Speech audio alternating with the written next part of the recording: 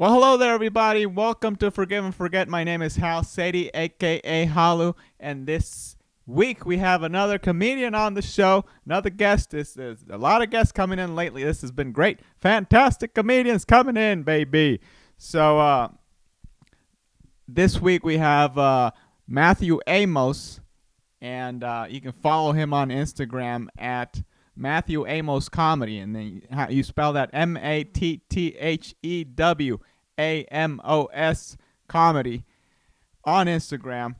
So we had a little bit of a hitch on this one. So it kind of the same thing that happened with Alex Olinger, but even sooner. Like with Alex, we still had about 20 minutes. Here, about 4 minutes, and I don't know if those 4 minutes are of us just talking about what would happen during the podcast. So maybe we don't even have any. So I do have something.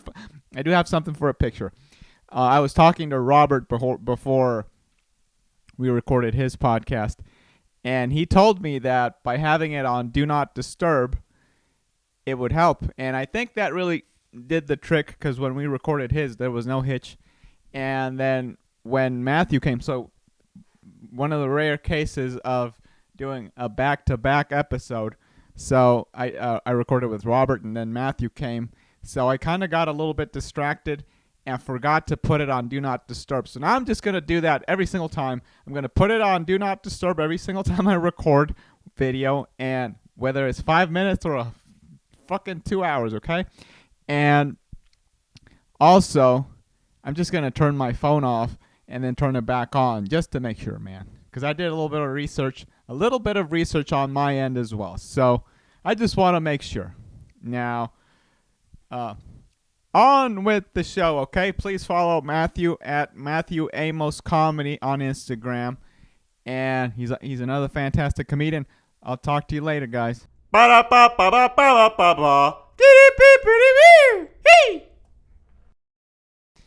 Hey everyone, we got Matthew Amos on the podcast. Matt is a fantastic comedian and a writer. You do like a million things, I feel like. And I'll let you do the talking in a minute. So just welcome to the show, dude. Thank you. Yeah, what's the name of your show? So the name of the show is called Forgive and Forget. And I thought about this a lot like a few years ago, and I don't know why it came to my mind, but along the lines of like as I've been recording, it's been like I'm forgive and forget because this is really bad, so I'm sorry.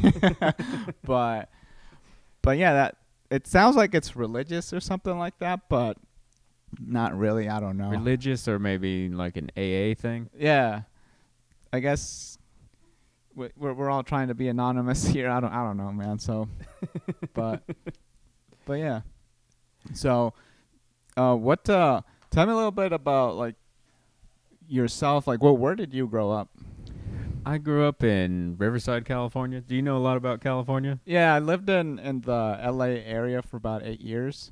So, and Riverside, I didn't go to Riverside too many times, but I've been there like maybe 8 or 10 times, somewhere in between. I don't know if it still is, but it used to be the serial killer capital of the world. What?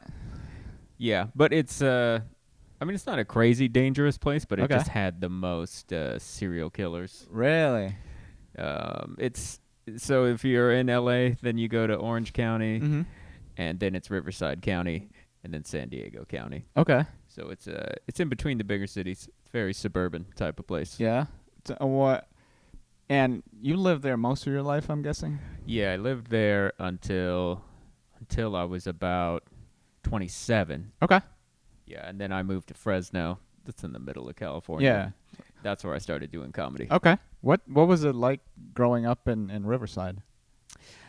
It was cool, yeah. I wanted to move the whole time I was there. Yeah. But I think it was a good place to grow up. I think especially because people there are really focused on the arts. Mm-hmm. I didn't really notice this until I left, but people there are really into movies, books, and music, especially where I grew up.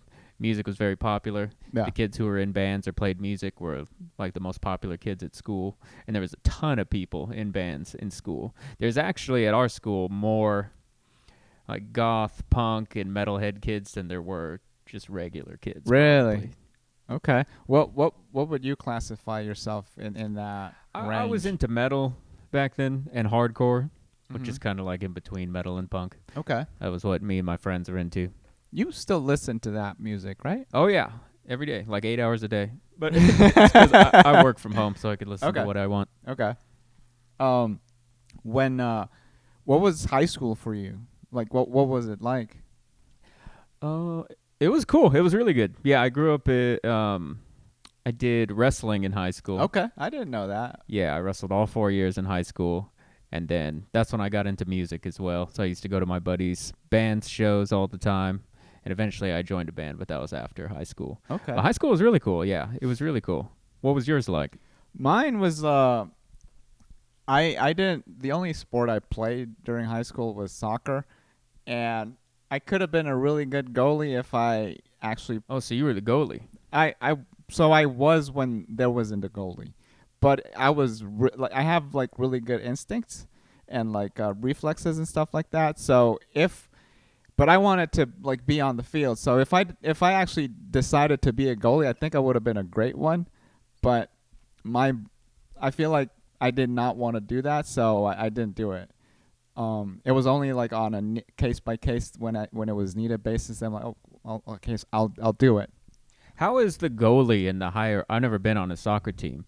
Is he like the man? Is a lot of times he's the captain, or do people kind of look down on him? Like, where is he in the That- hierarchy of the team? That's a good question. So the goalie typically he's not like the man, but sometimes he is the captain. But usually, managers prefer that the captain is someone that's on the field. Yeah, so he 'Cause- can communicate with everyone. Yeah, because the goalie's always by It's the like kind of lonely in a way. yeah, right? yeah. So I guess that kind of relates to stand up in a way, but so yeah, he's always at the goal and he's rarely like on the field. So typically they don't make it's I guess it's like a 30% sort of deal. Like they're the captain and then the other time is like someone that plays. It's almost like the custodian in a big warehouse, or Yeah. like a lot of times in a company they'll have the guy who just you send him off to go do his thing alone, and then Yeah. you go pick it up from him, but he doesn't really interact with Yeah. everyone else. Yeah, yeah. It is kind of that way too, man. Because like you're just pretty much minding your own business until you really need to deal with the situation, right? Like so it's that way. And I loved high school. I had like moments of like, oh, I was kind of a loser, and I had moments of like, oh, everybody loves me. So it was kind of like a little bit in between of everything. Did you have a stereotype, or were you like, 'cause you know how in the high school movies they have the different Yeah. stereotypical people, jocks, nerds, goths? Yeah. Were you one of those things? I was kind of somewhere in between nerd and jock, somewhere, because I wasn't a jock, but I was very nerdy. Don't get me wrong, like huge nerd. Like this is how big of a nerd I was. I was ashamed to tell people that I loved video games because back then, playing video games there was some sort of stigma behind it. Oh, okay. What were the games?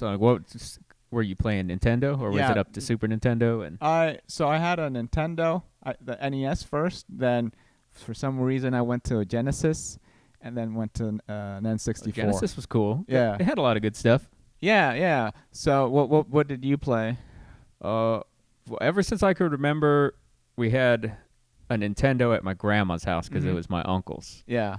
and I probably played that for the first time when I was 3 or something. I Mhm. can't remember a time before that, Yeah. and that had Lolo and Zelda and Mario and all Yeah. that stuff.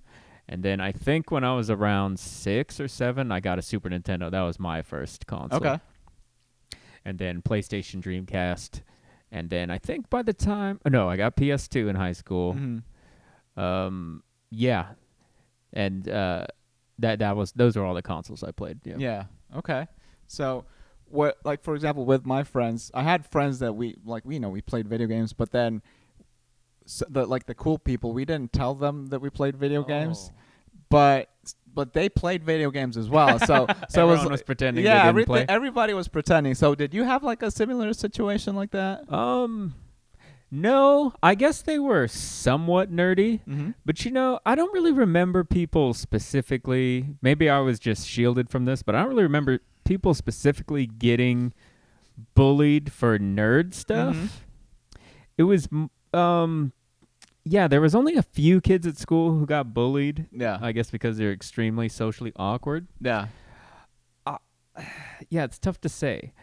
I felt like the coolest kids in school were the ones who were into bands and into music. Okay. So if you were doing that, you could pretty much do whatever you want. You could wear a Dragon Ball Z shirt. You could play video games. Yeah. Yeah, I guess sometimes, though, if me and my friends really geeked out, started talking about Chrono Trigger and Final Fantasy and stuff, I could tell people would get... this is too much, dude. It was too much for them. Were you ever in a band? I was, yeah. I got into one when I was about 24 or 25. Okay. Yeah, 'cause one of my best friends, his dad was a drummer, and he started playing drums when he was like 3 years old. Okay. And then him and some of my other friends, they actually played a concert at my school when we were in 5th grade. Oh, wow. Okay. Remember that. So I was amazed by that. So I always thought he was so cool. And then he was always in bands when I was growing up, and I would always ask him, like, let me sing in your band. I want to sing with you guys. And finally we got it together when I was about 24 or 25. Okay. And then we did that for about 2 years. 2 years? Did you always play an instrument? I had piano lessons when I was a kid, and then I played saxophone in high school. Oh, wow. Okay. In the band, I just sang, though. And it was hardcore, so it was it's just like... yelling, yeah. Yeah. Do you still do stuff like that? I growl at the cat all the time. Okay. But, but I don't... I haven't done it in a long time. I'd like to make some music. Okay. But it's just so busy doing stand-up all the time, you know? Yeah. Sometimes we'll be out for 6 hours or something a night. Yeah. It's hard to find time to play guitar and everything. Yeah. For a little while we were here, I got discouraged with stand-up, and I didn't do stand-up for like 4 or 5 months, especially because my car got stolen. Oh, so I was shit, dude. just kind of lost the urge to, pay money to get an Uber or ask someone to give me a ride. Yeah. And during that time, I came up with the band name, and I started making songs, and I was playing guitar every day, and I'd like to eventually, if things work out for us and we're actually making money from doing stand-up, I would want to bring a guitar and my laptop and everything on tour with me and record and write songs all the time. That sounds like fun, man. Yeah. And I used to make hip-hop music, too. Dude, what, you do everything. So, were you rapping as well, or were you just doing the music? For our band, sometimes I would make little interludes with beats for our recordings. And then I had a comedy hip-hop group with some of my friends. Okay. We played like 3 shows all at my friends' houses. Yeah. One of our shows, it was my buddy's birthday, and he wanted us to play. So we did, and the neighbor called the cops on us. But not because it was too loud, it's because he didn't like the lyrics. The lyrics are very offensive. He's like, I like these tunes, but those lyrics... He probably didn't like the music either. Okay. So, but then I also made serious hip-hop music on my own. I never performed that. I just did that for fun. Okay. So, dude, you're very multifaceted. So, okay, you wrestled, you played music. In high school, were you was there an instrument that you gravitated more towards? It was mostly making the beats. That was the thing I was the best at. Okay. I've never been great at actual music. I was last chair saxophone all 3 years of middle school. Okay. So 14th out of 14 other saxophone players. Hey, man. And then I've played guitar for a long time, but I'm very basic meat and potatoes guy. Can't do anything fancy, really. Okay. More for the composition. Okay. So, what do you like let me ask you this since about wrestling. Did you enjoy wrestling? I did. I loved wrestling. I hated practice. Okay. I hated the exercising and the dieting. But yeah, I loved, once it was actually time to wrestle, I loved that. And that's probably one of the main reasons why I do stand-up. Yeah. I liked that, I feel like especially when I was growing up in the 90s, all the movies there were so many bad messages in our movies. I felt like most movies were telling kids, when you grow up, you're going to have a job you hate, and you're going to hate your wife, and you're going to hate everything about life until you kill yourself. Yeah. So stuff like Fight Club, Office Space, American Beauty. And all the good movies, that's their message. Yeah. And I always felt like, damn, yeah, that does sound awful, just having a 9-to-5 life like that. I need that. What I really liked about wrestling was you're there, you're practically in your underwear, there's a spotlight on you, everyone's watching, your family, the girl you like, everyone, and you're either going to win or you're going to get humiliated in front of everyone. Yeah. And so I felt like with stand-up, I could kind of get that feeling again, Okay. that excitement, you know? Yeah, because it's like you're depending on yourself. Yeah, In a way. and you could fail real bad. Yeah. So it has a little excitement to your life. Were you? And this is. Let's go this way. Did you consider yourself to be good? No, I wasn't. I didn't make. So on the wrestling team, you have to wrestle everyone else in your weight every week. So Mhm. you have to make the team every week. Really? Yeah. So Well- sometimes you could be on the team, and the next week you could lose to your buddy, and he'll be on the team. Okay. And so we had a freshman team, a JV team, and a varsity team. Mm-hmm. And I didn't make the varsity team till halfway through senior year Okay. when the guy ahead of me got injured. Mm. So I was like the back of the line guy. Okay. But- And then but I would say I was a C plus wrestler because my senior year, my record was 16-15. Okay. I mean, you still had a winning record. Yeah. Yeah. Okay.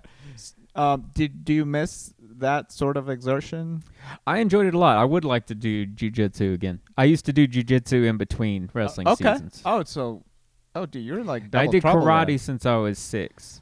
Oh my and god, then I used dude. to. My dad was a boxer, and so Okay. we used to. He was a boxer, and he was like a baseball player, football player, basketball player. He loved all the sports, Yeah. but I was terrible. He could tell from when I was a little kid. Just any kind of balls, I was terrible with Yeah. it. So we used to box. He would get out the pads or have Okay. like the speed bag or the Yeah. heavy bag, and we would do that together instead of like playing catch and stuff. Okay. But that sounds like you had a very disciplined childhood, though. I was always doing something. I mean, I found plenty of time to dick off. I know Yeah. there was times during the summer where I would play Sonic the Hedgehog for like 7 days straight, Okay. not leave the house. Okay. Okay. But it seems like you were very athletic, though.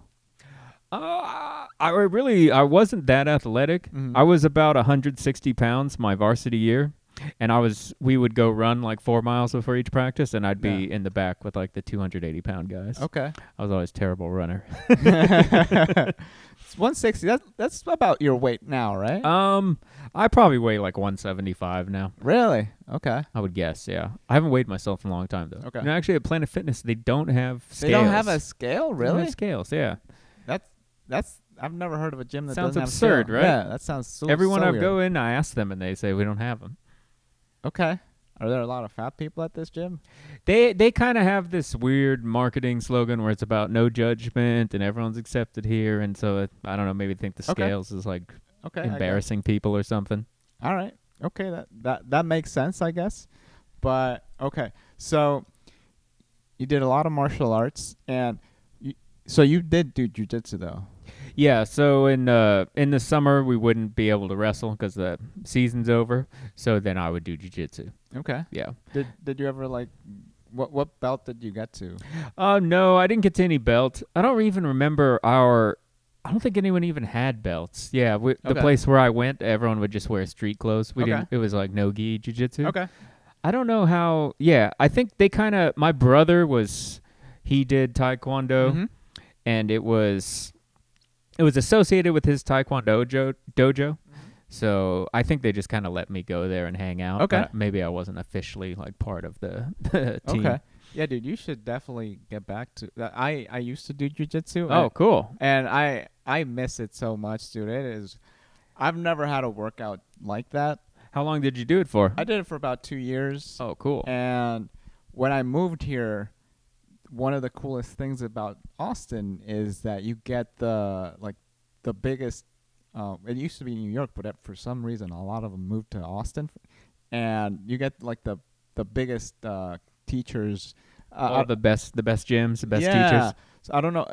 Are you familiar with the jiu-jitsu world? A little bit, yeah. Do you know who John Danaher is? I've heard of him, yeah. Okay, so He like trains MMA fighters and stuff. yeah, yeah. So you know George St. Pierre? Mm-hmm. So he was his jiu-jitsu coach. Oh, wow. So, and the biggest jiu-jitsu guy right now, his name's Gordon Ryan. He's his teacher, and they teach here in Austin, dude. Oh, wow. So one of the things that I was excited about was, I get to go train with this guy. So I went to his classes for about 6 or 7 months, And dude, it was amazing by what you would learn and the people you were surrounded by, because people from around the world are just dropping in, and like some like Australians would just come here for like a month just to be able to train with this guy. Right. So you're getting all different levels of this thing. I was the worst one at that gym every single time, but I learned so much. And so what my brother-in-law, he's been in, like, he was in the army, did combatives and stuff like that, and he's done like that sort of stuff for a long time, and he just like he always handed my ass. So after training there, and then I had like a trip, like a work trip, and we work at the same company, and for some reason we ended up wrestling, and I'm like, hey man, let's do this just for old time's sake. And he would just like manhandle me, and this time I felt like I was actually like getting somewhere. Oh, okay. He still submitted me, but I feel like if I didn't make like a dumb mistake, it would have been a lot more even. So you could tell you were progressing a lot. Yeah, and that's the only way because here I had no way of being like, oh man, I'm making progress. No, everybody's just kicking my ass. So that was where I was like, oh, I'm actually learning shit. So that was cool. But yeah, dude. Do you still go there? No, I haven't been there since May, so however long that's been. Did you get injured or you just got busy? No, so my wife lost her job at that time, so we had to regroup and like save money, cut costs. Yeah, so I haven't been back, but one of the things I want to do is like you said, like once we get to tour around and whatever, that's one of those things that I want to get back into. Yeah, make more time for that. Yeah, because right now it's just comedy takes up such a long time of your day. Yeah. That how often were you going? Here about twice a week. When I lived in Utah, that's where I started doing it. There was a point where I was doing it 6 times a week. Oh wow. Yeah, because there wasn't much stand up there. So yeah. So that was I needed something to not kill myself. So Right. So that was kind of like the thing I did, and it was great, dude. The only problem is like that's where I got injured there quite a bit because I was like overworking myself. And I don't know if you had this with wrestling. Were you like, even though you were injured, you were like still forcing yourself to keep going? Yeah, that would happen. Yeah. I never got seriously injured, but I did hurt my shoulder, and it's hurt ever since. Yeah. Even today, I was lifting weights in my shoulder. There's like a point where it hurts. Do you do like anything to rehab it? No, not really. I went to the hospital when it happened, and the doctor just told me there's nothing wrong with it. Okay. But it's hurt for my whole life since then. Ooh. Did you ever dislocate it or anything like that? I don't think so. I don't know what it is. Yeah. Maybe you should try. Like, so I've dislocated mine a few times, and I told one of the trainers the first time I ever went to the gym, hey, I'm coming here because the doctor told me, hey, you should rehab this. And he's made me do like a bunch of band exercises. Maybe you should try doing that and see if that works. Yeah, no, that sounds good. That actually sounds like a good idea. I need to do that. Because the bands like work like the little microfibers of the muscle, so that probably build those back up. Yeah. So, all right. So, okay, very athletic and very like martial arts oriented. And so, what when did you ever like stop doing music at some point? Yeah. So I was in my band, and then everyone kind of moved on. People left to go to college and do other things, and so the band was pretty much done. And then I delivered pizzas for 7 years. Okay. And when I had a lot of cars break down, but when my final car broke down, then I just couldn't handle it anymore, so I moved in with my parents in Fresno. Okay. And then I was still making a little music there, making some hip-hop music and stuff, and I got a job at a record store. Okay. And then at the record store, that's where... You look like you would work at a record store. Yeah. We had a party, and I met a stand-up comedian there. Okay. And then he told me I had to try stand-up, and then that's how I started it. And then that's pretty much when I stopped really making much music officially. Okay. Well, you poured everything into stand-up, I'm guessing? Pretty much, yeah. Okay. Now, did you always have the long hair? No, I grew it when I think I was about 16. Okay. And then there was a few points where I cut it off. When I was in my band, I had a shaved head. Really? Wow. Okay. But yeah. I can't imagine you like you have these luscious locks. I can't imagine you with a shaved head. We'll see. It's starting to get a bit dry and old. If I Yeah? start going bald or it starts getting dry and old, I'll shave it off. Cause Do you have any like receding hairline? Doesn't- a tiny. I feel like I have a tiny bit over there. That looks like you've always had that though. So yeah, I don't know. I could stare at it for hours and be like, was it Yeah. always like that, or is there maybe? Because to me it looks like a regular hairline, but It could have been maybe. Sometimes you ever see like if you see a really young person, sometimes their hairline is it's like so far forward. So you're like, Yeah. I must have lost something over yeah, the years. yeah. That maybe, dude, maybe. Yeah. But yeah, because your hair looks amazing. I'm very jealous of it, by the way. Thank you. Yeah, no, I feel like a dick too, because if I'm staring in the mirror wondering if my hair is gonna fall out, I mean, I'm 38. I've had hair much longer than most people. I should just Yeah. be grateful for what I got. Yeah, no, but you're not. You can't be a dick by just hair is very. I feel like hair is very important to everybody, and if you never really thought about it, and then you suddenly think you're about to lose it, that's when it becomes more important. I don't know. I have been reading a lot about bald men, though. Apparently, Yeah. they come off more intimidating, more Mhm. dominant, and look like an inch taller to everyone. Really? So if I end up shaving it, there are benefits to it too. yeah, Seem more commanding, more like a leader, I guess. yeah. Like Yeah, I could see that. Whenever I shaved my head, I just look like my head looks weird. So yeah. So I don't know, and I don't have much on my head anyway. So I should shave it. Anyway, it doesn't matter. So At least it's short though. yeah, I keep it like it's very noticeable that I'm bald. I'm not like trying to cover anything up. Okay, your parents moved to Fresno, and then you moved to Fresno. Yeah. So how long did you stay in Riverside before you moved? Well, my parents, they moved to West Virginia when I started college, Oh, okay. and then they moved to Fresno when I was about 25 or 26. Okay. And that's when I moved in with them.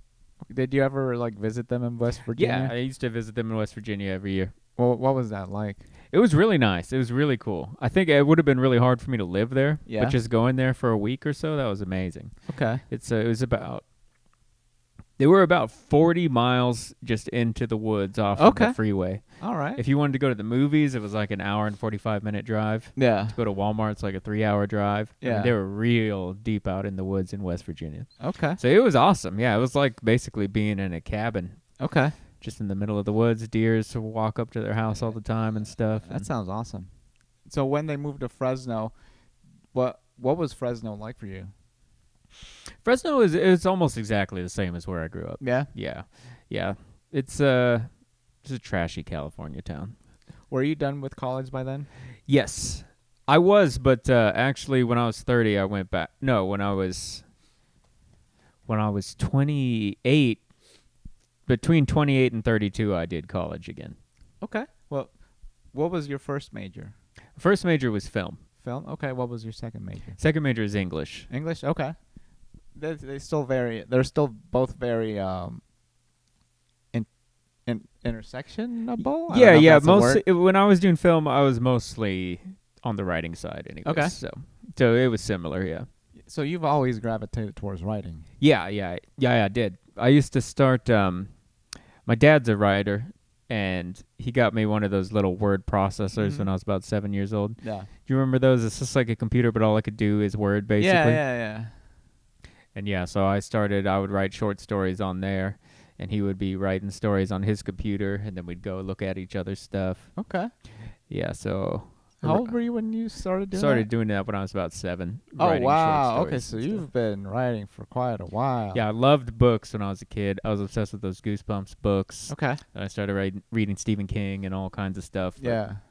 I would be constantly reading all the time when I was a kid. I loved it. The doctor told me I had to get these glasses when I was about 6 years old because Mhm. I was reading too much in the dark. Really? Because you're reading too much in the dark? Mm. I guess your eyesight is forcing like too much. or- Something. They probably would have went bad anyways, but I have really, really bad eyes. Yeah. So if you're not wearing glasses, like is it like farsighted or nearsighted? It's nearsighted. Yeah. Okay. Damn, dude. So since you were 7, you've been writing, man. That's incredible. Okay, that explains a lot, though, because your writing is very. I feel like everybody, like Tabit, you, Alex, like you're all great writers, dude. Like, well, what the fuck, man? Oh, thank you. Yeah, well, I write. That's what I do for work too. Yeah. So, okay, so yeah, I remember you do you write for was it like what do you write for? Well, I can't talk about it too specifically, Mm. but I write for and edit for a website. Okay. For a couple websites. Okay. All right. Yeah. So you started writing since you were 7. Did you and are you still very close to with your dad? Yeah. Yeah. Okay. So it seems like he pretty much guided you along the way with different things. Yeah, he did. He's working on a book now about his basically his life experiences because he worked in a prison. He was for Like my a whole life. prison warden or something like that. He was it's called a case manager. Okay. So he would kind of review people's cases and advocate for them to have less time or more time and things like that. Okay. But yeah, he's writing a book about that basically. Because I didn't get to reading until like later in my life. I did read a few of the Goosebumps books. Yeah. I was very excited about those. I don't know why.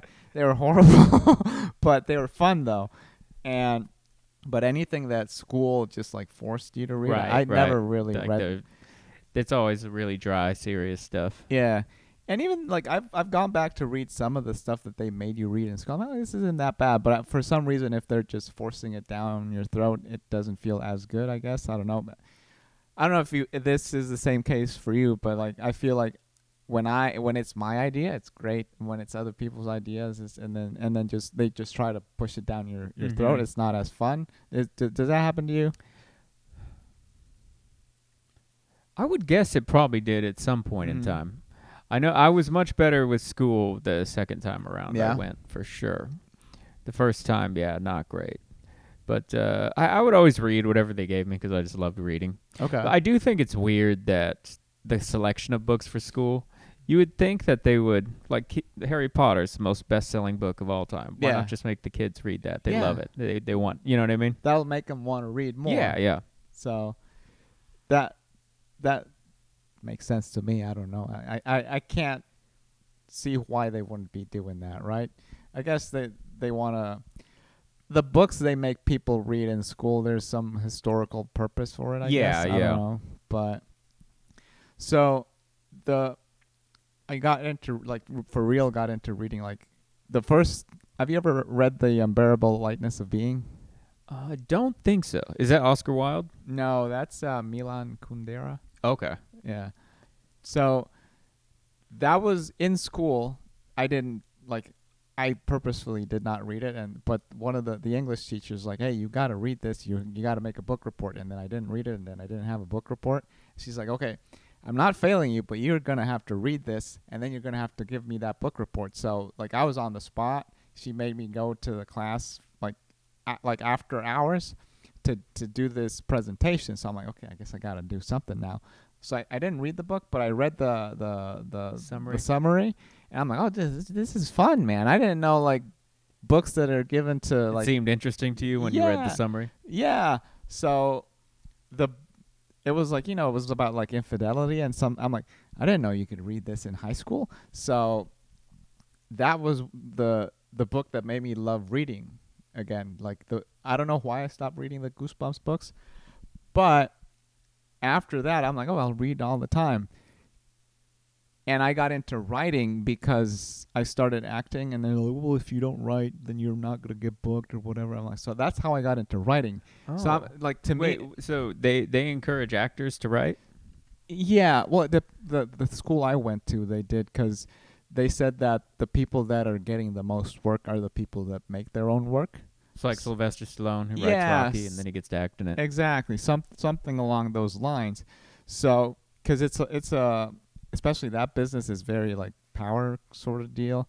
So that's how I got into writing. I started writing like scripts, and then eventually someone they're like, well, you should do stand up. So I started doing stand up, and stand up is very writing driven, right? But to me, it's interesting. Like, I got into writing when I was like 26 or 27. You got into writing since you're 7. So it was what I always wanted to do, and I think it's what I was always just naturally good at. mm-hmm. Yeah, I always wanted to be an artist since I was a little kid. I always felt like anything else wouldn't be right. Yeah. So it's caused me a lot of pain. But yeah, ever since I was little, I always wanted to write. Be a that's novelist awesome, or a script writer or Have you ever written a novel?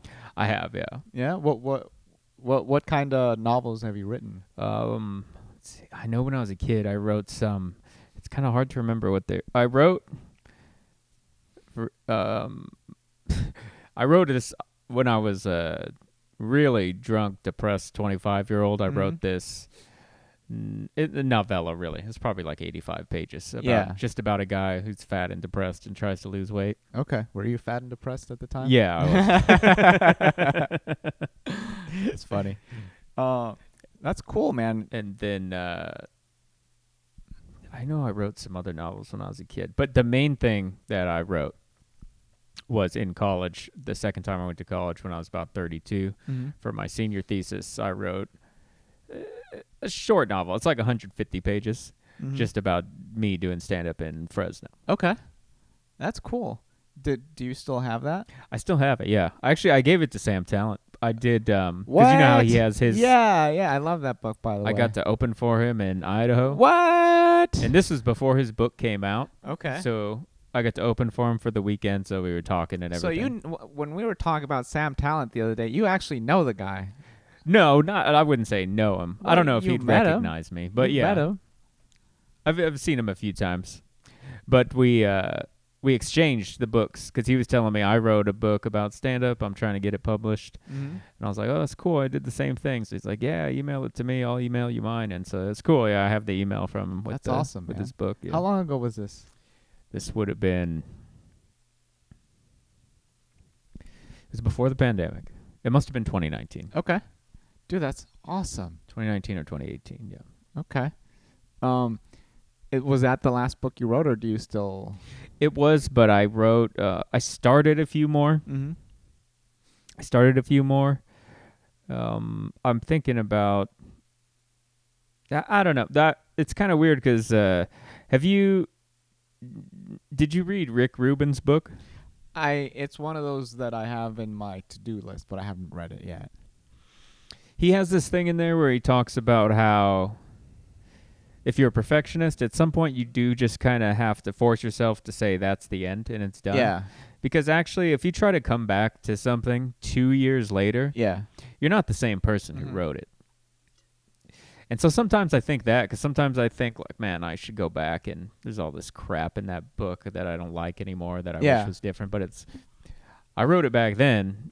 It's kind of a snapshot of who I was then. Yeah. If I go back and change something now, it's going to be very different. It's like it ruins it. It's like you go back and Photoshop an old picture. It's not it's not the same anymore. Yeah. Are you a perfectionist? I can be. I'm a perfectionist, but I'm also a quitter. So at some point, I'll get so frustrated with the perfectionism. It's like, fuck it, it's done. I'm never looking at it again. It's over. Yeah. I'll get very upset and then, just say it's done. But I feel like that's a good way to stop, though, because eventually you have to stop. If not, you're never going to work do on it until you die. Yeah. And it never gets released. And I feel like, especially from someone as talented as you are, those things need to be out there. That's a cool thing about stand-up, though, because there's even jokes I wrote right when I started stand-up, and even to this day, I'll look back at them and be like, oh, no, it should be like this, and you can change it. Yeah. And it doesn't really feel the same, like you're screwing up the past or anything. Yeah. Because, I feel like jokes are a different breed, right? Yeah. The point of the joke is to make it funny. And, to make it funny now. Yeah. And if it's... Because I have things that they used to work when I started. Oh, it happens all the time. And sometimes a joke only worked for like 2 months. Yeah. And then it never works again. Yeah. It was only funny for that 2 months for some reason. That's the shitty part, right? Because it's like, well, I'm trying to bring this back and see it because it was good, and maybe make it apply to what I'm now. Yeah. And it doesn't work, or I haven't figured it out yet, or whatever. So it's kind of interesting to look at it that way, right? So I feel like that is a huge contrast compared to like a novel. It's like, well, that's who I was then, and that's that. It's gonna stay that way because it's a representation of that era. Right. That's pretty cool, right? I feel like there's more. What would you feel about, let's say you have a favorite stand-up and he has a great album from 10 years ago, and if you saw him on tour and he did one of the jokes from that album but had completely changed it, would you think that was cool, or would you be like, oh, you should have left it, you already recorded it? I think it's cool because he has the recording and then he brought his new take to it, right? Yeah, changed it. Yeah, because you can still do that. I feel like as long as it's funny still, Right.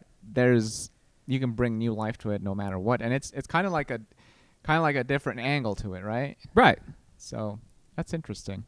So I think that would be cool. Yeah, imagine if we could have had, like, if Bill Hicks was still alive today, Oh, dude. and he did Sane Man Part 2, yeah, and he just did all the same bits, but with what he thinks about them now. yeah, that'd be amazing. Yeah, man. it's like a true sequel. Yeah, Where he does all the same ones again. because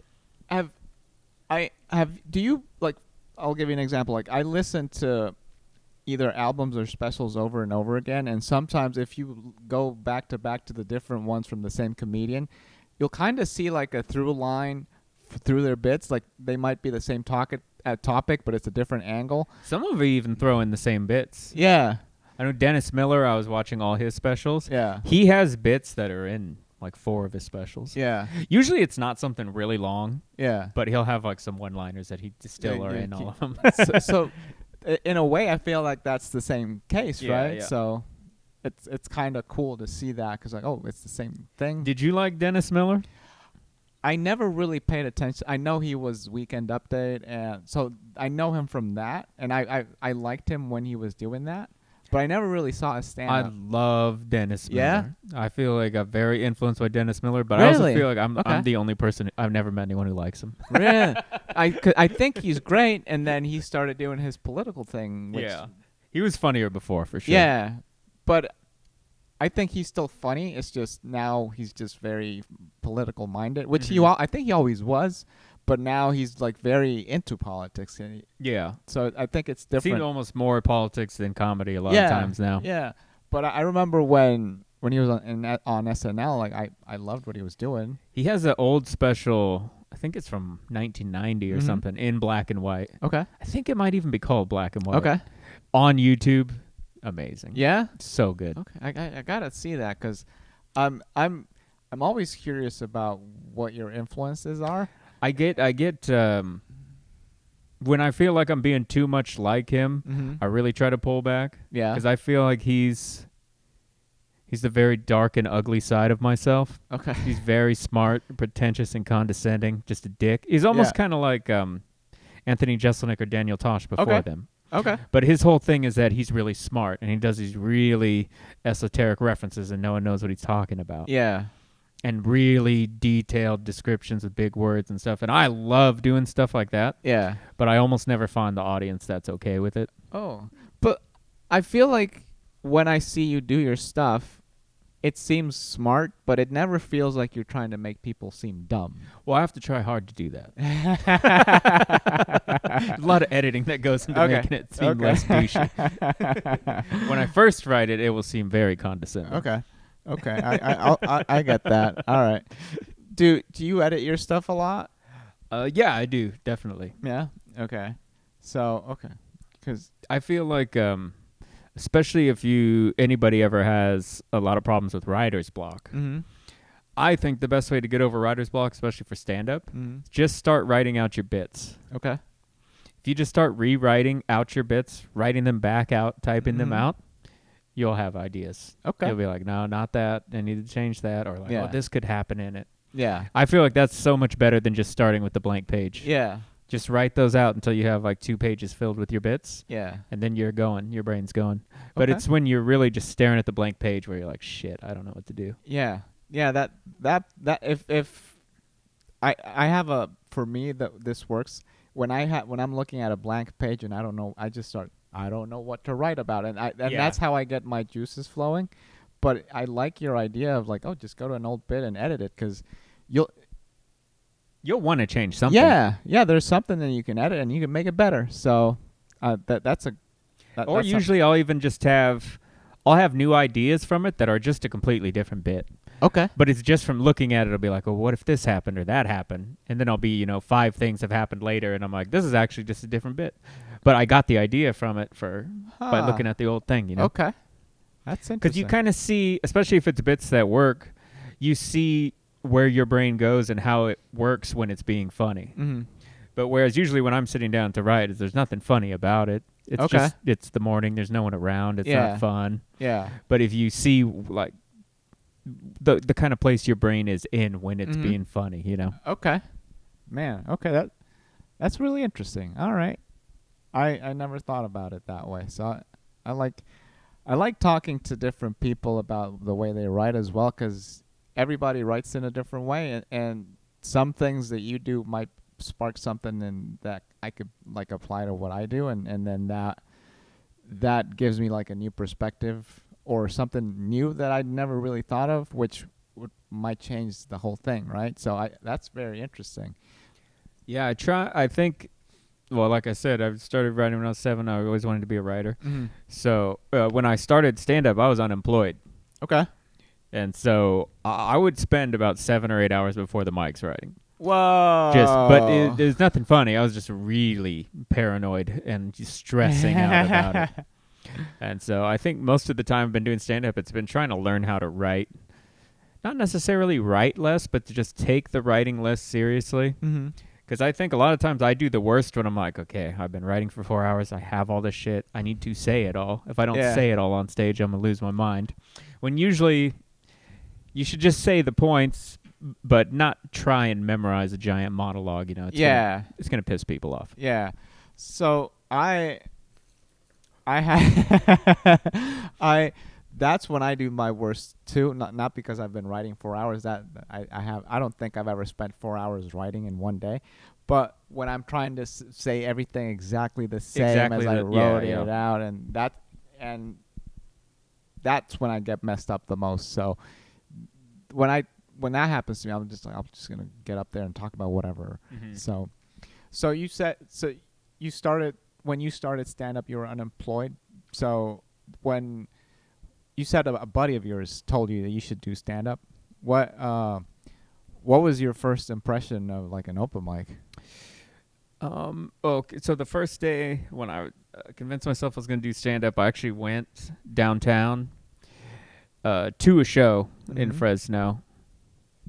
I don't know if I thought it was a mic or I just thought I would meet other comics there or what I was thinking, but I went to the show and it was fun. The guys were funny. I even got made fun of by one of the comics on stage. Yeah. But then I found one of the comics after and was like, hey man, I want to go up. Where do I need to go? And he's like, oh yeah, there's an open mic. Just go drive over to this bar right now. Okay. And then so I went and did it, yeah. Did you have anything prepared? I did, yeah. Yeah? Yeah, I had tons of stuff. Man, it was brutal. It was so bad. So absolute black hole of sound. Really? So dead silent, yeah. And I even do this sometimes now, which I feel bad about. It's something I shouldn't do. But especially when I started, I would tap out so fast. Really? I would just talk for 45 seconds or so and be like, all right, I'm done. I've never seen you do that. I can't take it anymore. Oh, I just did it the other day, yeah. Yeah? Oh, yeah. Like if it's a 5-minute set and it's like sucking ass so horribly and I'll be 2 minutes in and be like, fuck this, I'm gone. But I should stick it out, Yeah. Eventually we'll be having 45-minute gigs that suck ass, and we can't just tap out. You can't tap out. You got to stay at 45 minutes in at the very least, dude. So that's okay. That's interesting because I've never seen you tap out, so it's nice to be like, oh man, even you do that. Okay. So what did your parents think when you were doing comedy? Did you tell them or did you just keep it a secret for a while? No, I told them. They thought it was cool. Yeah. Yeah. Yeah, they seemed happy about it. Yeah. Yeah. My mom especially, After I'd been doing it for a few years, she said it really changed me, made me into a better person, Okay. much better person. She said you're just like completely different person since doing that. I feel like stand up is one like always a betterment of yourself in a way. Absolutely. So that I could definitely see how that changed you as a person and how she would see that. Helped me with my people skills too. Yeah. Especially helped me make friends in Fresno because I didn't know anyone. Basically, just work and come home and Yeah. drink and just Yeah, that's not healthy at all. be sour, and upset all the time. Yeah. How often were you doing it in Fresno? It depends because sometimes we would have 4 mics a week. Mm-hmm. Sometimes we'd only have 1 mic a week. Okay. We could go drive to Bakersfield or Stockton or something to get a mic in, but it's like an hour and a half or hour-long drive. Yeah, that's a lot sometimes. So I would say on average we would do it about 3 times a week, depending. But usually the open mics don't last long there. Yeah. They'll just be shut down pretty quickly. Okay. Oh, so they shut them down, or the people running them The quit? business owner will be like, we don't want this anymore, Yeah, I feel like we were talking about this. Yeah, the other day. yeah. It's like, yeah, stand up is not conducive to good business. Absolutely not. No. Okay. How long were you in Fresno for? Did it for 3 years there. 3 years. Okay. And from there, where did you move to next? I moved to Montana to finish school. Okay. So I was in Montana for 2 years, and I didn't do stand-up. You didn't do it at all? Okay. So, you and I have that in common. So I did it for like a year and a half, and then I stopped for a while. How long did you stop for? 2 years. 2 years. Okay. And was it because there was no comedy in Montana? Yeah, I moved to a town of about 1,000 people in Montana. Okay. Oh man, that's what was the town name? It was called Dillon, Montana. Dillon, Montana. How was living in Montana? I loved it. Yeah. Yeah, I loved it. But I was definitely depressed about not doing stand-up. Okay. I could tell. That was I knew I had to leave and just start doing stand-up again because it just didn't feel right, What made you go to Montana?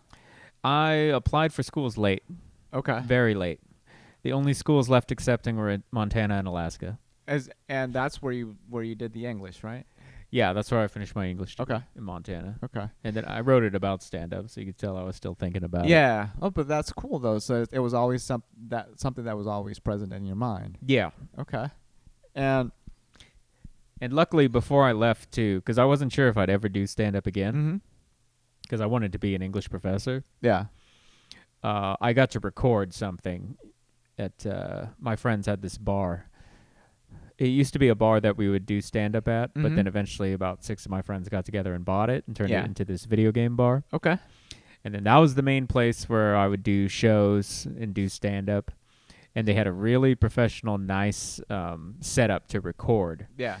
So they recorded all my sets I ever did there, and then so I made a little mixtape of stand-up. Oh, shit. So I got to finish that before I moved, so at least I had that where I was like, okay, That's even if I pretty never cool. do stand-up again, I got this record of it, That's awesome, man. How long is it? It's about 30 minutes. Oh, wow. And it's all different bits? Yep. Wow. Do you use that to like submit to stuff or? I haven't really in a long No? time, no. But yeah, I still have it. It's still on Bandcamp. People can listen to when it. When you listen to that, are you like, man, this is horrible, or do you appreciate what you were doing? No, I think I was better. I think I was much better, actually. Really? Yeah. 3 Okay. years in. Oh man. So how long were you in Montana? 2 years, you said? 2 years. Yeah. Okay. Where did you go after that? And then I moved to Boise, Idaho. Okay. Before we moved to Idaho, what was your favorite part about Montana? Wow. Probably doing drugs. Yeah. Yeah? Taking acid and walking around Okay. in a really small town. That is such a beautiful thing. Just being able to walk from the dorm. Like I could get high and I could walk to the gym and then I could walk to the movie theater and I could walk and get a cup of coffee and walk back, or just walk back into the woods, and just having everything there in walking distance and it all being so safe and nice. That's is awesome. Amazing. Compared to trying to do drugs in like downtown Fresno. Oh, I can see how that could get pretty dangerous real quick. So Also the people. yeah. Actually, my favorite was probably playing Dungeons and Dragons Okay. with the other kids. The custodian at the college, was a former student there, Mm-hmm. and he had this like decades-long D&D game going on, Okay. and when new students would come in and join. Okay. And so, yeah, I joined that. We would go play it at his house. It was so fun. That's really cool. Yeah, we have like 11 people there. Do you still play D&D? I haven't played in a long time. I'd love to, though. It was amazing. That was really fun. I've always thought about playing it, but it seems like one of those things where you just if you immerse yourself you immerse yourself too much into it. So I find It'll take up too much time. And yeah, I want to do those things, but I'm afraid of getting into them because then it'll pull away from my focus. Because I mean, yeah, it'll take like 2.5 hours a week. okay, yeah, if you just do it once a week for fun, that sounds like a Yeah, get together with the guys and yeah. no, it's amazing, man. It's so fun, especially if you play with people who really get into it, Yeah. get into the character, because that's what I like to do. Yeah. I like to come up with the characters, and I'm not making decisions. It's what the character would do. Okay. So a lot of times I would screw us over, and people would get upset. And that's what the character would do. But That's my dude, man.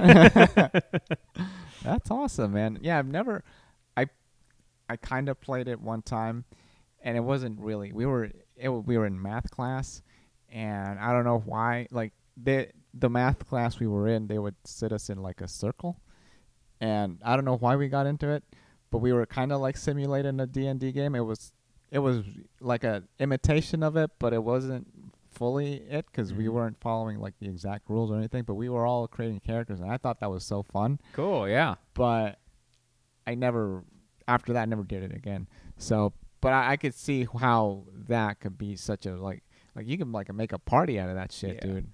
Yeah, it's tough. I mean, you got to find the right dungeon master and the right group of people. If you do it with the wrong group of people, it won't be so fun. But Yeah, someday I would love to play again. It seems super fun. yeah, man. Or to even, if I ever have a family, to play with my kids and wife, Yeah, it'd be amazing. yeah, that sounds like a fun activity, like with the entire family, dude. Because I don't think there's anything that would make you bond more than like just be like using your imagination with your entire kids, right? So entire group of kids. So, I don't know. That seems like a great idea. Yeah, I know. It's really fun. So that was that was in Montana, the D&D, That was right? in Montana. Okay. Yeah. So then you moved to Idaho. What Boise, you said? Yeah, Boise, Idaho. How long were you there for? I was there for 3 years. Okay. About 3 years, maybe a little longer. I was there for the beginning of the pandemic as well. Okay. So that was kind of 1 year that didn't really, it almost seemed like it didn't even happen sometimes. Yeah. You know? What made you move to Boise? My buddy Derek, he lives here now, Mhm. but we started stand-up in Fresno Okay. around the same time. And he moved there with his girlfriend. Okay. And then he moved out of his girlfriend's apartment, so I moved in with his girlfriend. Okay. All right. So what was that like? Was it a big shock going from a place with 1,000 people? How many people live in Boise? I think the population's about 250 or 300,000. So Okay. yeah, it's about the same as Fresno. Okay. Not that different. Yeah, and the stand-up was about similar to Fresno, Mhm. but the cool thing was that Boise actually had a club. Okay. Fresno doesn't have a comedy club. Okay. What's the name of the club in Boise? It was Liquid Laughs. It went out of business during the pandemic. Yeah, Yeah. that sucks. Yeah. So, how many like mics a week would you be able to do in Boise? In Boise, about 4 or 5. Well, that's pretty good. Yeah, that's not bad.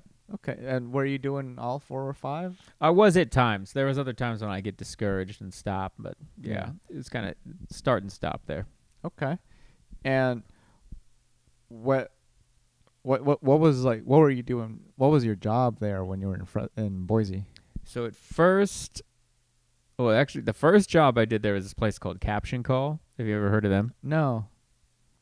It's a really weird job. It's where there's someone talking Mm-hmm. to someone who's deaf, Okay. and they talk, and we hear it. We're listening to the And conversations. you're writing it out. No, you say it. What you say exactly what they're saying back into like more clearly, so the computer can type it out Okay. for the deaf person to read. But there's all these different. You learn all these different phrases that the computer can't understand. So Okay. the computer can't understand So when someone says you have to say udge hup. And so there's all these little things like that you have to memorize Okay. so that you can say what the person is saying in a way the computer can understand, type it for the deaf person to read. It was a horrible job. You would just listen to conversations and just parrot back everything the person was saying for like 8 hours straight. Wow. Okay. It was brutal. Yeah, dude. I could see how that's exhausting. And you were doing that for 8 hours a day? Yeah. I mean, you get lunch and stuff. Oof. So I did that for a little while. Then I sold cars.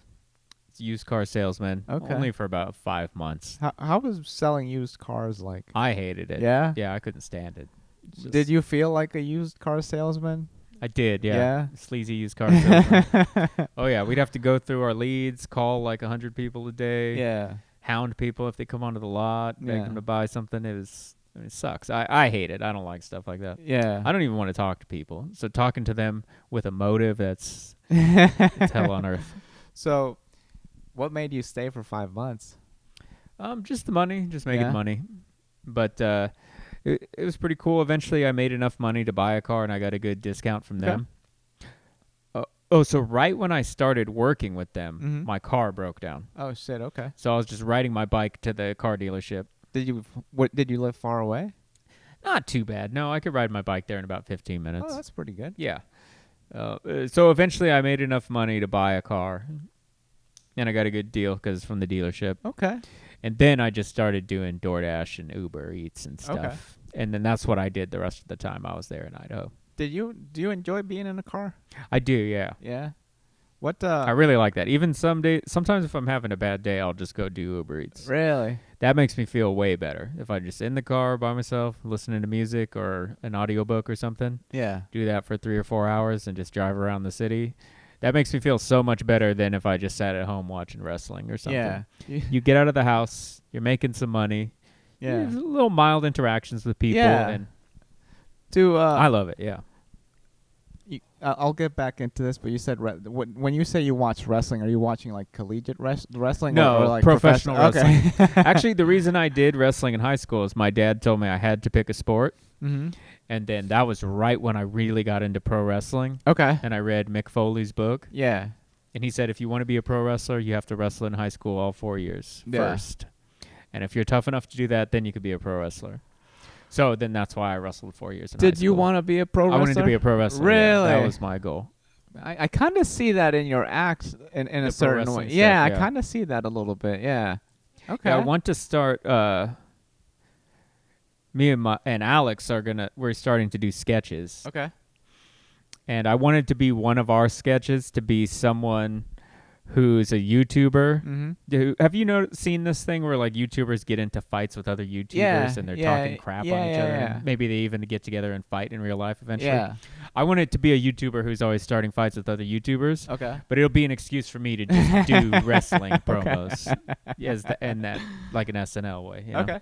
Okay. But no, I love that. And I always get inspired whenever I watch wrestling and see a really good promo. I'm like, oh, shit, I got to put that in the act. Just the way people say stuff, the way their stage presence, their confidence, the way they capture the crowd, by getting louder, getting softer. And yeah, all that stuff, I think it's very inspirational for stand-up. It's very amazing the way when you're a kid, you don't even think about that stuff. But especially now doing stand-up, you look at them Their like, public speaking skills. Yeah, dude, these guys are fucking crushing it. And it never even occurred to me that that's what they were doing, right? Right.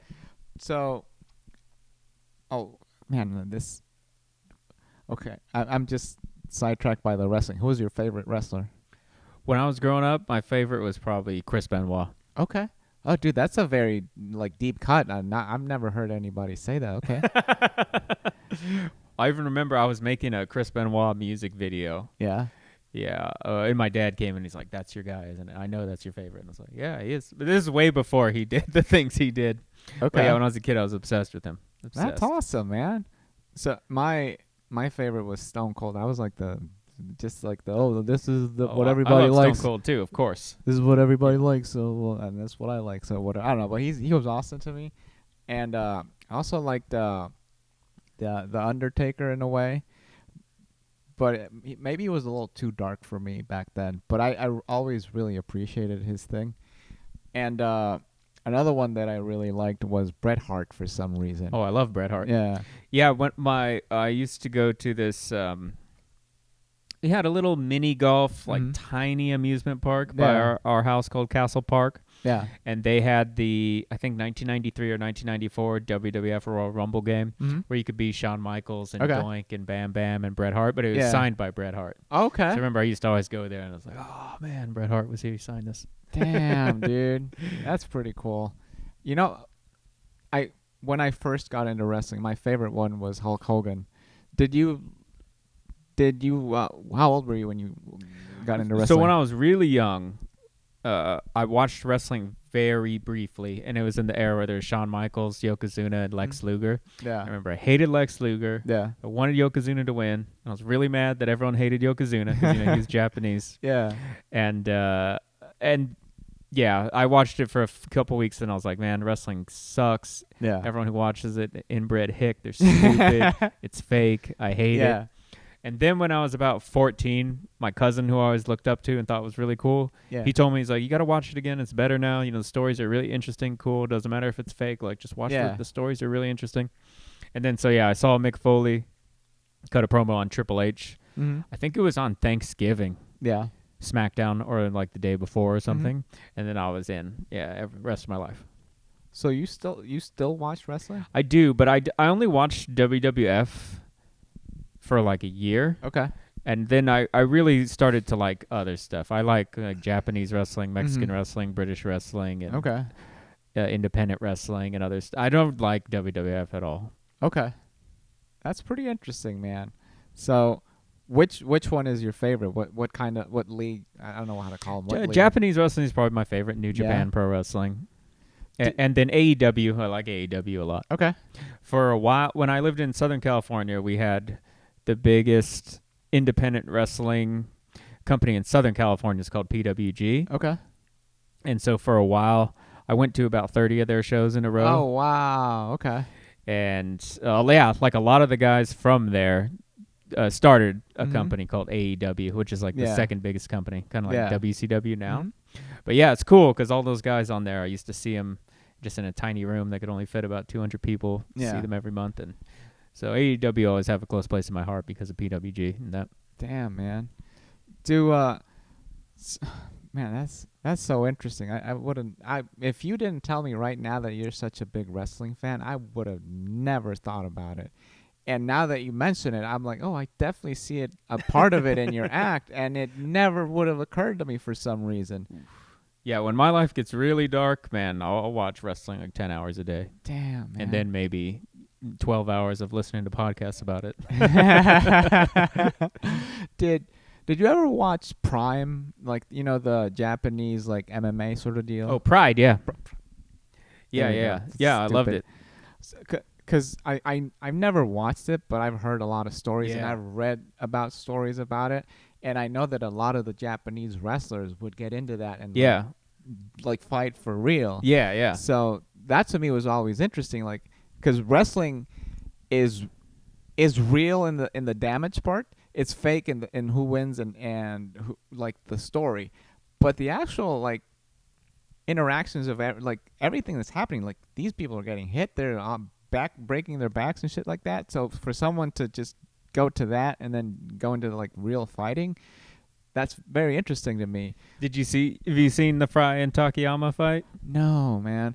That's That's like the most famous Pride fight ever, but it's a pro wrestler, Takayama versus Don Fry.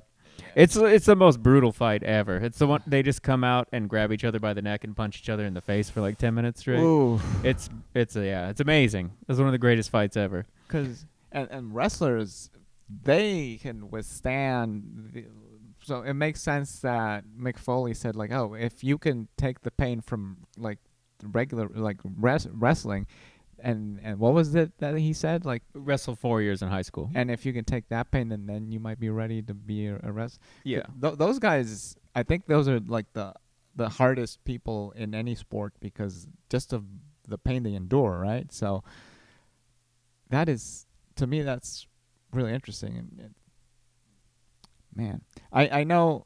So I was big into jiu-jitsu. So the reason I know about Pride is because a lot of jiu-jitsu guys ended up going into Pride. Yeah. And like, do you know who? I'm blanking on his name now. The Gracie guy, Hickson Gracie. Yeah. So he fought in Pride a little bit, and I think he fought against that guy Tokiyama. Sakuraba. I honestly don't remember, dude. I'm gonna butcher stuff, but I know that he fought a lot of wrestlers that got into Pride just to like create the spectacle. There was so in Japan, the reason they had so many pro wrestlers in Japan in Pride is because around, I don't even remember, I think it was late 80s, in Japan they kind of had an identity crisis with wrestling, where a lot of top wrestlers from the pro wrestling companies left, and they formed their own wrestling companies that were called shoot style wrestling. Okay.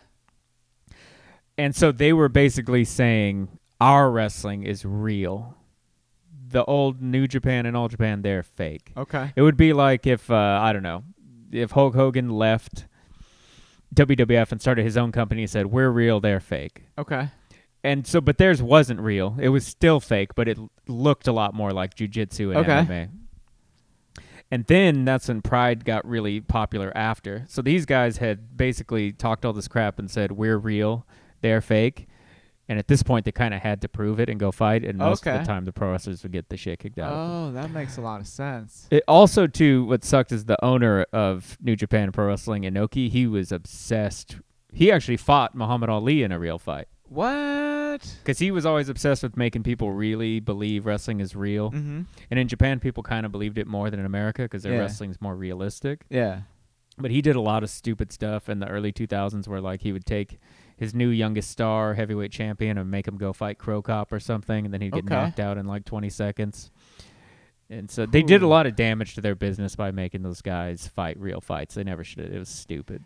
And I think, the fact that they would lose, right? And then, but they would smack talk all these people that then they'd would be way less popular because people are, well, he just got his ass kicked, you know? Yeah. Okay. Damn, dude. Yeah, that's very interesting to me. Nowadays, it's not so much like that. People are less about whether it's real or not. And, And now, actually, it's the opposite. Lots of MMA fighters retire and become pro wrestlers now. yeah. This is a way they could still make money even if they're not in their athletic prime to fight legit anymore. Yeah, because they can still like kind of keep up, and they're not, because there is a big difference in terms of damage when you compare those two. Because most of the MMA fighters who go into wrestling, they say they get injured way more. Really? Well, I guess they're the way they practice and stuff like Especially too if you're only having 2 or 3 real fights a year, and people know how to kind of take it easy on you in the gym. Yeah. But when they're out there in front of the crowd wrestling, I mean, and that's shit's a gonna grind, happen. You're gonna get hurt. Yeah. Because they're doing how many shows?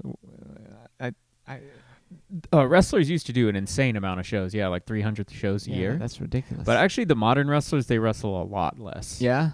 Like in AEW, a lot of their top guys, they'll wrestle 20 times a year. Okay. Yeah, it's still a lot, but it's still a lot, but compared it's not that, yeah, okay. Not that bad. Man, I didn't know this wrestling side of you. That's interesting. So, all right, let's go back to. So driving Uber Eats calms you? Like, really? I love it, yeah. No, it could definitely get stressful and piss you off, especially if you do it the wrong time in Austin. I mean, traffic can be it. Yeah, if you try to fuck around downtown at the wrong time, that's...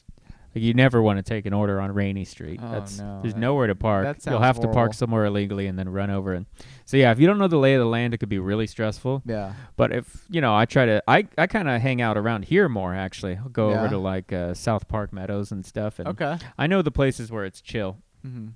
And, yeah, if I'm just there at the right time when it's not too busy or crazy, it's very relaxing. I love it. What are, like, the better times to do it? Actually, on the... let's see. The best times are probably like Friday, 8 p.m. to 4 a.m. Okay. Do you do that? Saturday, yeah. Lately, the afternoons haven't been great. So, yes, like Saturday, 6 p.m. to 2 a.m. Damn, dude, that's a long time. No, I usually don't go for 8 hours straight. Oh, okay. I used to. That's just like in Idaho, I used to do it for like 14 hours straight sometimes. Wow, man. But I was on a lot of Adderall. Okay. And also, well, during the pandemic especially, I was in an apartment with my girlfriend and my buddy, Derek, and they both lost their jobs as soon as the pandemic started because they were doing, like, service jobs. Yeah. But I still had my job because I was delivering, and so my rent they didn't have any money to make rent. Hiked up My rent was threefold. 3 times more. And so yeah, I would drive 80 hours a week Oof. to pay the rent. Damn, dude. But there is something about, so I've grown to love driving in some ways, but I tried to do Uber for like, I think it was like 2 weeks. And after that, I'm like, okay, I'm done. What are the things that pissed you off about it? The fact, like, I enjoyed the little like short rides when it was somewhere that I'm like, I got to go like 40 to 50 miles to drop somebody off, which is where you get the most money. Right. But then you're stuck somewhere else, and then now you gotta find someone to either to make it like worth your time. Either get a ride back. You have to know the map pretty well. Yeah. I know the guys who are really good at it in town. Some comics are really good at it. They Yeah. can make like, $800 in a weekend. Well, that's not bad. Because they're really good at it, but they know the map so well. They Mhm. know, like, I'm not going there. I won't go there. I'm only Yeah. staying in this little spot. But I feel like I don't have time, because especially if you're driving and it Yeah. pops up and it's like, you have 10 seconds to accept this. Yeah. I don't have time to look and see, like, where is Yeah. it taking me? How much is it when it comes? You know what I mean? Yeah, that's the part that I was like, man, I don't. There's no point in where I can just decide, hey, I want to take this ride or not. Yeah, so you're flying down the freeway. Yeah. You don't have time to, like, really Yeah. look at it and So, figure it so out. it's just like either accept or don't accept. And Yeah. I was like, well, I'm trying to make money, so just take it. And then suddenly I'm like, Because you fuck want it. to stay busy. Yeah, suddenly I'm in like God knows where, and now I've got to figure something out. When I was doing it to make a living, it sucked. Now that I have a job and I just do it to make extra money, now I Mhm. love it. Okay. And I can stop whenever I want. I rarely need the money, but it's just, a little extra money. Yeah, extra money, and especially if you get like if you actually have fun doing it, then why not? There's times where I do get frustrated. I'm like, fuck this, I'm done. Yeah, but exactly, you can just stop when that point gets there. I do have a problem though. This used to be a big problem for me where I would get, especially in Boise, I'd get paranoid and I wouldn't be able to stop. So I would have told myself, all right, I'm going to do it for 8 hours. Then I'm going to go home, spend some time with my girlfriend. But then when 8 hours came, I'll be like, oh no, I'm on a hot streak. I can't stop. Or I'm like, I know as soon as I stop, then I'm going to get a really good order. So I'm like, I'll just do another hour. And then that hour comes, I'm like, I know I'm supposed to stop, but I know I'm going to get the best order if I just keep going. So it's almost like a gambling addiction. Yeah, yeah. They kind of lay it out that way too, where it's like the cool colors pops up, or like you get a tip and it has a little "Papa, you got a tip," and it's kind of addictive in that way, almost like video poker or something. Yeah, I could see that. Damn, I didn't even look at it that way. That's crazy. So, especially when they have the bonuses, like sometimes Yeah. they say you got to take 50 rides in the weekend Yeah. and you'll get this bonus. That's gonna be like, God, no. that's the part that got me in the first place. I'm like, oh, you can get this bonus. I'm like, okay, well, if I do just these million different little rides, I can that get are this like $2 bonus. each. Yeah, that's fine, but I'll get this amount of money. That's what got me. But then you're 47 rides in and then you don't get any more orders for 5 hours. You're screwed. Dude, yeah, no, and the other part is like, I don't know how you do this, but I felt uncomfortable like putting my stuff, like whether it was a podcast or my music, Right. while someone else was in the car. When people are in the car, I just always try to play something very unoffensive that anyone could be Yeah. fine with, So like play some Japanese pop music or 70s rock music. Yeah. So, but yeah, I wouldn't play all the music I listen to, really. Yeah. I would try to play something pleasant, play Yeah. Fleet Foxes or something. But I felt more uncomfortable having it dead silent. Yeah. I'd like to have a little music on, but quiet. You know? Okay. So, see, that's the other part. Like, I had it dead silent because I didn't know what the hell to put on. Would you talk to people a lot? If they talked to me, I would. I tried not to be that guy that's like, oh, Bugging them? they Yeah. just they're looking out the window trying not to deal with anybody. I so- would rather talk to the person. Yeah. I think it passes the time way more. Yeah. It makes it more interesting. Yeah. But if I could tell they don't want to talk, then I won't talk. Yeah. But I mostly do orders. So now you don't even deal with anybody. I hardly ever pick up people. So that's very different. Yeah. So see, and that's something I do enjoy about driving. Like I can just listen to something, Yeah. listen the whole time, and it not only You want to knock out a Dan Carlin podcast? yeah, you're learning about history the whole time, dude, and especially the way he tells it. It's like he's got such an interesting perspective because he comes from a non-historical background, so he's just looking at it fresh, and he's got a different take on it, which is Yeah, if you wanted to read that Rick Rubin book and you're a fan of Dan Carlin, You should check out he has a new Hardcore History Addendum podcast. Okay. Have you been listening to that one? No. Well, he has like a 3.5-hour interview with Rick Rubin. And it's Rick Rubin and Oh. Dan Carlin. Okay. And it's kind of half Dan Carlin interviewing Rick Rubin, half Rick Rubin Okay. interviewing Dan Carlin. And that's great. That's a really That good. sounds That was a amazing, really man. good podcast. Yeah. Okay. I'll definitely get. But he give that a has, listen. because he only puts out a podcast once or twice a year. Yeah. But he has this new addendum thing, which is more like a regular podcast. Yeah. 'Cause it's more of a conversation instead of because It's him talking to people, or he'll just talk for an hour about something. yeah. But it's so it's cool. It's cool to just hear him talk about other things. yeah, because I mean the way he does his podcast is the amount of research and the amount of Oh, I'm obsessed with it. it's- I re-listen to episodes like once a year. dude. It's have you listened to all of his stuff? No, I haven't. I need to though. I feel very guilty buying a podcast. Yeah. But I don't know. Maybe like once a month I will buy one of his. So I'm slowly been buying my way through the catalog. But I feel like what he does is so different that it's worth it to buy it's worth it, absolutely. because it seems like you're a history buff. He's the one who pretty much got me into it. But Okay. yeah, I love him and a few other history podcasts. Okay, so I'm really big into history. Oh, cool. So I haven't listened to his stuff in a while, but the way he does it, it's one of those things that's like, dude, it's like buying, you buy a documentary or something like that. It's the same thing. yeah. It's just the same production value. It's just like audio. So it's really cool to me. So What's your favorite areas of study in history? I really liked World War II for a while, and ever since I moved to the U.S., I'm really big into American history. Oh, okay. Yeah. Did you watch that John Adams HBO show? No, I have not. No, I've heard That really one's good really things. good. Yeah. And it's really balanced too. It's much more balanced than you would expect. Yeah. It shows the good and the bad. It doesn't. I felt like it was very balanced in kind of showing the good and the bad of the British Yeah. and the English, and Yeah. showing that there's some people were cool, some people were dicks. But I'm really glad it was made when it was made. I feel Yeah. like if it was made now, it It would wouldn't be happen. so That just like finger pointing at you the whole time. which is that's so stupid to me. Like history is history, right? It's Like just what happened, yeah. That's literally what happened. You can't put your take on it. So when people are like, "Well, that's bad," well, what would you have done? What would you have done in that situation at that time? I think you probably would have done the same thing. Oh yeah, 100 years from now, everyone will be finger pointing at us, saying all this Yeah. horrible stuff we Yeah. did, We've done a lot of dumb shit. which we wouldn't even have realized was bad. Yeah, yeah, man. So is the John Adams one? Is that the one with Paul Giamatti? Yeah, Okay, it's really good, really good. okay. I'll definitely look that up, dude, because I'm a big fan of Paul Giamatti, and I didn't know it was like a historical. What else is good is the Rome show on HBO. Okay. Did you ever watch that one? No, I've never seen that. No. That one's really good, and it's pretty good history too. I don't know if everything isn't completely accurate because Mhm. they make up a few characters. Yeah.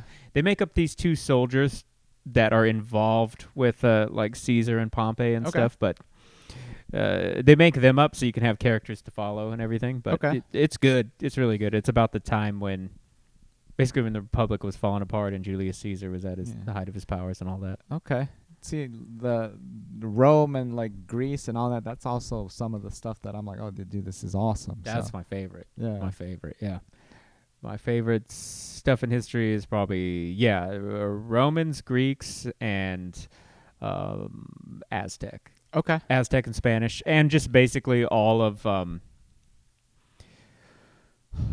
the exploring. Mm-hmm. Magellan, Columbus, dude, that is Cook, crazy, all that man. stuff is Yeah. amazing. Those stories are incredible, Yeah. especially when you hear Dan Carlin talk about it. It is basically like, for them, it was like visiting an alien planet. It was Yeah. like Star Trek or something. Yeah. And Star Trek was actually based Based on that.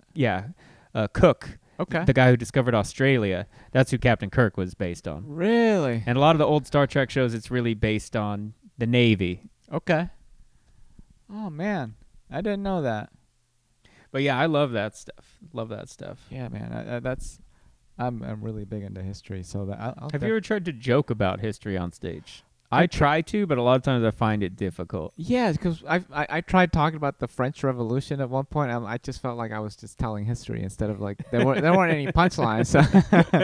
So I don't know, man. I feel like there is a a way to do it. I just haven't found a way. I think too, where we are, we're usually running into people who are at a bar hanging out with their friends, and they're really not. If we were on stage in a theater and you start talking about the Aztecs, people would be like, "This is amazing. Yeah, this is amazing. This is great." But when you're at a bar and everyone's drunk and they're idiots, they're like, "Why don't you talk about your asshole? Like, show me stop your dick saying or something." dates." Yeah. That's a good point, man. I think that's when there's people that are coming to see you specifically. Especially the setting too. Yeah. If it's in a nice place, then I think people are ready for it to be nice. Yeah. Because, like... They're like, you're on the back patio. There's, like, a bird shitting behind you. Yeah. Just be stupid. You're a loser. There's a podcast, the Shane Gillis podcast with Louis, where they go over all the presidents. Have you heard that one? I've heard it's amazing. Dude, it is so fun. And, like, you can tell that they're really big history buffs. So the way they dig into it, and then something like every once in a while, you know, they're making jokes and stuff like that. So it's very interesting. So I definitely think that there's a way to do it. Oh yeah. I think you're right. The setting definitely has a big part to play in that. So I think too, a lot of that. This is something I had never really thought about, but there's this comic called Jay Whitecotton, I'm pretty sure is his name. Mm-hmm. Do you remember him? Sounds familiar. He would go to Lucky Duck a lot. He has long hair, but it's gray. Very funny guy. Yeah, I think I know who you're talking about. But he was telling me, you're at these mics, and a lot of times you're trying to do bits that are 20 minutes into the set. Yeah. He's saying, actually, all you can really do at these mics is do your first 3 minutes. Because when you try to do your closer, or you try to do a bit that fits better 15 minutes in, but they didn't get the first 3 minutes. Yeah. So they're not ready. And so I think that's true. I think, and it sucks because I think those are all the worst jokes. Like, oh, I look like this, or how's everyone doing? You guys know this about me. Yeah. But really, when that's all people have seen about you, you kind of have to do the introduction. Yeah. Yeah. So the history bits is probably, a 10-minute in, a 20-minute in. Yeah, type something thing. like that. They already know you. Yeah. Okay. That's a good point. So, I didn't know you were into. Man, you're such a bag of surprises, man. So, all right, now you're in Boise, and you're doing stand-up, and you're doing, was it DoorDash or Uber Eats, or both of them? I do all of them, yeah. Grubhub, Postmates. So, what makes you think, oh man, did you move to Austin right out from there? No, so from there, and I actually lived with, Casey, right? Casey Rocket. Yeah, I don't know him. I know who he is. I met him right when I moved to Idaho, and when we lived together in Idaho twice. Okay. So first we lived together, and then we both got girlfriends and moved in with them, and then our girlfriends left us, and we moved back in together. Okay. That's pretty fun. And then, so yeah, me and Casey were in Idaho. This would have been the very beginning of 2021. Our lease ran out, so I moved back in with my parents to save some money. Because like I was saying, I was paying like 3 times the rent. Yeah, that sounds... And then I lived with my parents in Fresno for about 2 months, and then I found out my grandparents were in really bad shape. Okay. So I moved in with them back in Riverside County, California. And I took care of them for about 7 months. And then while I was taking care of them, then I saved up enough money to, and so I got together with my buddy Nick from Fresno. Okay. And we moved to Austin together in November 2021. Okay. Wow. So that's pretty cool to have a buddy from like way back then to live here now. Yeah. No, it was really cool. But yeah, we always kept in touch, and he was like, "Yeah, I want to move out. Come move with me." And a lot of people moved here. Casey moved here. My old buddy Derek from Fresno moved here. Okay. There's other people. I knew Keith Ray back in the day. He moved here. So yeah, lots of people I used to do stand up with back in the day moved here. Oh, my friend Caden from Idaho, he moved here. So yeah, tons of people for that I knew. So it was pretty cool. Okay. Man, that's pretty cool. So what's out of all the scenes that you've been in, what's the favorite thing about them? My favorite thing about doing stand-up in Fresno was Barmageddon, my friend's bar. It's not around anymore, but that was my favorite place on earth. Yeah, it was a video game bar. They had all the consoles. They had arcade games, and then they would just have really cool punk and comedy shows all the time there. Okay. Yeah, that sounds awesome. They had a couch in the back room. I would sleep there sometimes. Mhm. I loved that place. So yeah, I loved doing stand up there. Sounds like a good hangout place. That too. was the best, man. The best. I never wanted to leave. And then in Idaho, dang, my favorite memory of Idaho is probably just watching Casey, seeing Yeah? him kind of figure out what he does now. Did he have? How long did it take him to figure out that? I mean, he was always really funny. His stuff was a bit more, I guess, a bit more like everyone else Okay. in the beginning. But yeah, I could remember watching him at Liquid Laughs kind of starting to do what he does, and it was amazing. It's just amazing to see.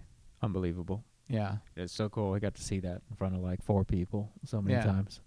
that's pretty cool.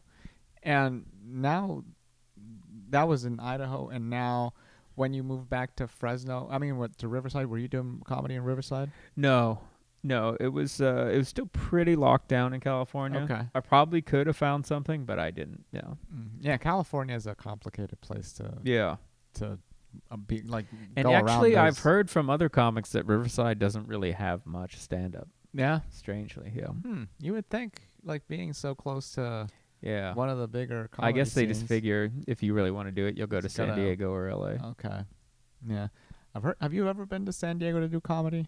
Not to do comedy. I used to go all the time though, because I lived pretty close to it. Yeah, you're like an hour away, right? Mhm. Yeah, it's I love San Diego. I've heard the scene is really fun too. Yeah, it's an awesome place. Yeah. So, and now that you're in Austin, how long have you been in 2021, you said? Yeah, November 2021. So So you're 2 years now, right? 2 years. Yeah, I guess 2 years. What's been your favorite thing about being in Austin? Well, it's absolutely the best place that I've Yeah? ever done comedy. Yeah. Okay. I my favorite thing about it is I knew I wanted to move here because I wanted to be in the comedy scene where Joe Rogan was like the king of the comedy scene. So Yeah. I always knew it wouldn't.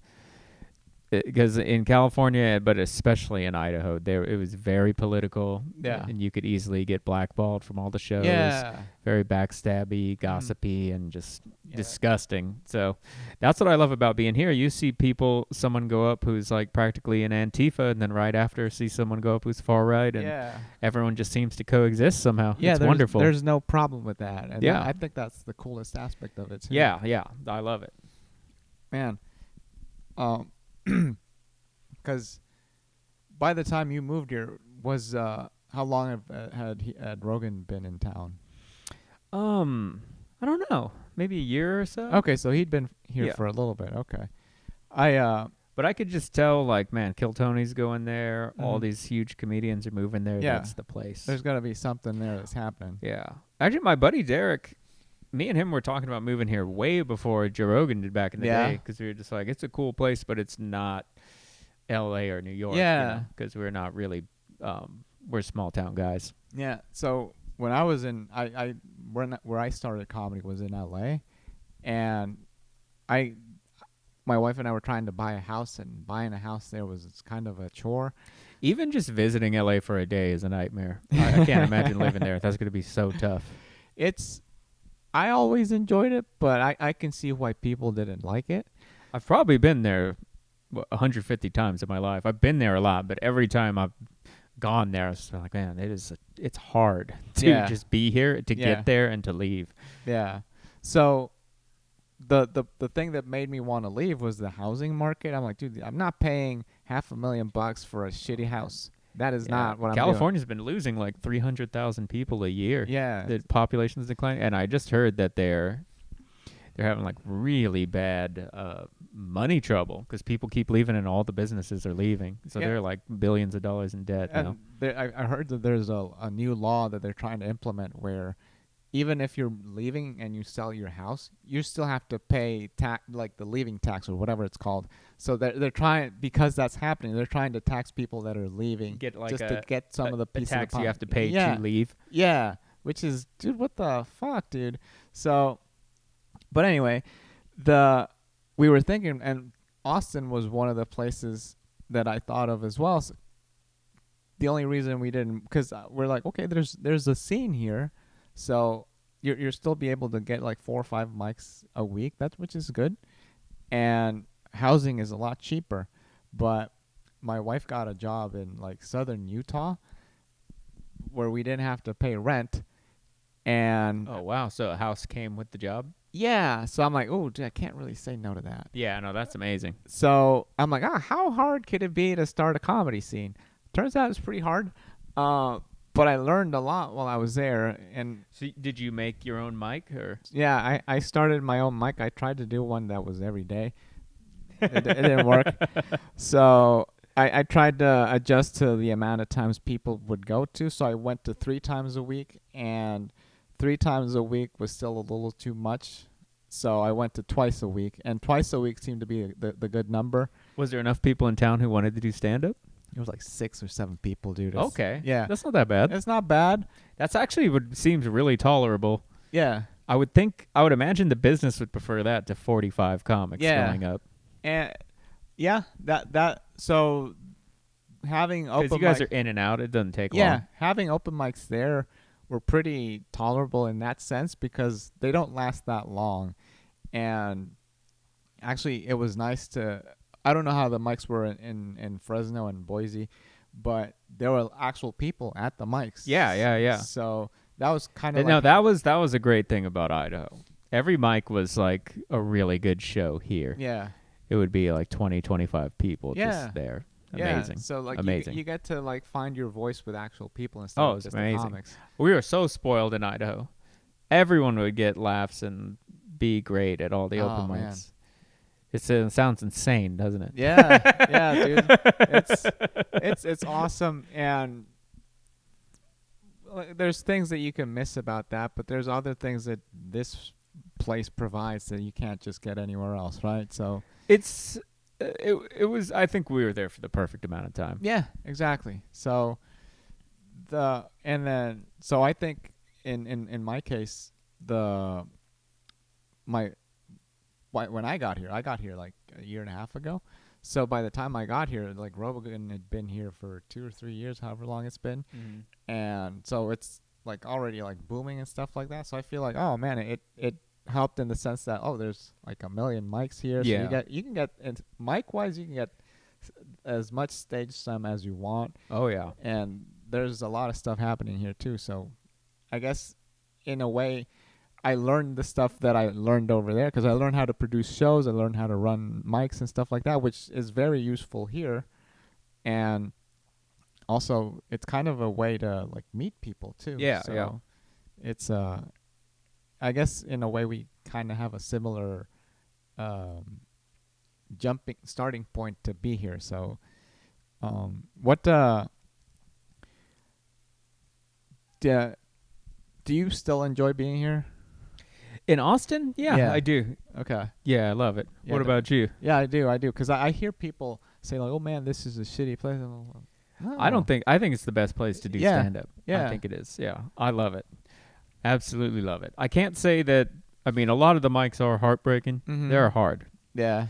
But I love the place. I do. Yeah. It's a great place to do stand up. And there's Anytime I like- have trouble, it's my own fault. Yeah, I think that's the best way to look at it, because if you don't look at it as your fault, then you're just gonna be bitter, Right. and you're not gonna look for a solution. So Yeah.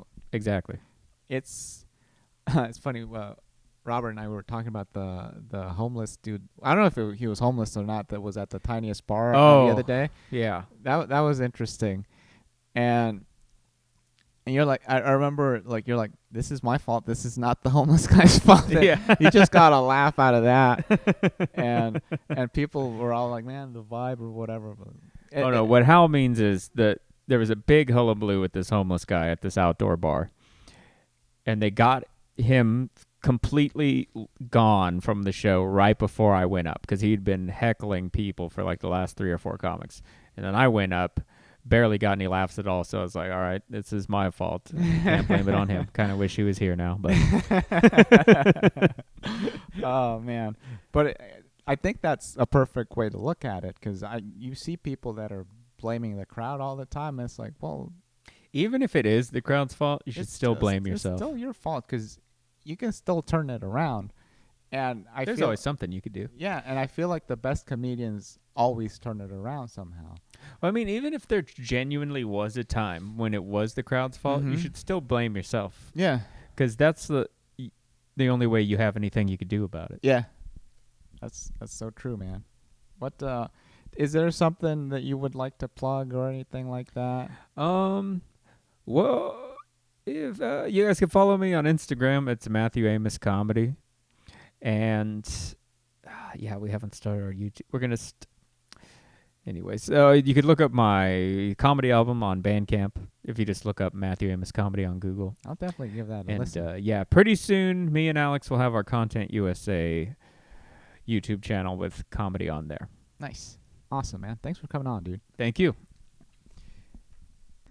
Ba-da-ba-ba-da-ba. Boo! Ba-da-ba-ba-ba-ba. Ba-da-ba-ba-ba-ba-ba-ba. Dee-dee-dee-dee-dee-dee. Hey!